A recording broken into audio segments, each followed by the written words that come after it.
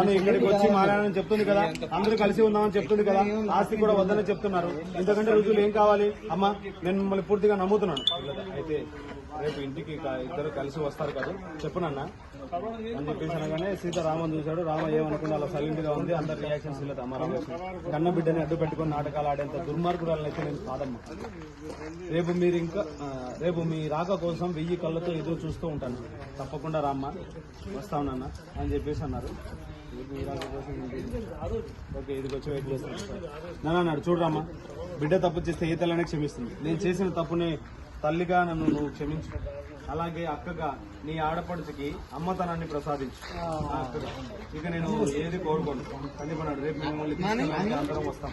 నాని వస్తాం వదిన అని చెప్పేసి ముగ్గురు వెళ్ళిపోయిన తర్వాత ఓకే, వెళ్ళిపోయిన తర్వాత వీళ్ళిద్దరు చేసేసుకుందాం. వెళ్ళిపోయే వరకు చెప్పా. వెళ్ళిపోయిన తర్వాత వెళ్ళిపోయినా కాబట్టి ఇక్కడ బయట నల్లనివన్నీ నీళ్లు కాదు, తెల్లనివన్నీ పాలు కావు. అలాగే మంచిగా నటించినంత మాత్రాన వాళ్ళు నీ వాళ్ళు కాలేరు.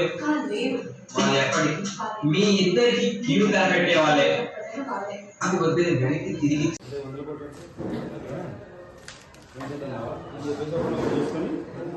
మీరు మైండ్ వైజ్ చేసుకున్నారు. డబ్బు పెట్టాలా వద్దని ఆలోచిస్తున్నారా? నేనున్నా కదా, ఏమా ఇక ఆలోచిస్తున్నారు. ఉన్నదంతా పెట్టాల్సి వస్తుందా? అది నిజమే. ఇప్పుడే కదా లాభం చూశారు, మొత్తం పెట్టాలంటే కష్టమే. సరే, మీకు ఇబ్బంది అనిపిస్తే వదిలేండి. ఎటు వేరే పార్టీ వాళ్ళు రెడీగా ఉన్నారు. అప్పులు చేసి ఆస్తులు అమ్మి మరి నన్ను నమ్మి డబ్బులు పెడతా ఉన్నారు. కొత్త వాళ్ళు ఎందుకు? మీరైతే తెలుసు కదా, మిమ్మల్ని పూర్తిగా ముంచేద్దామని.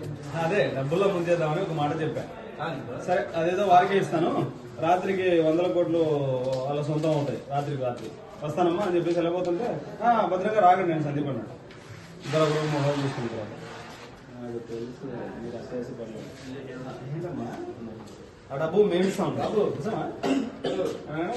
మొహమ్మలు చూసుకుని అని 2 బ్యాగులు అలా తీసి, ఒక బ్యాగ్ తీసి ఇదిగోండి మొత్తం 5 కోట్లు.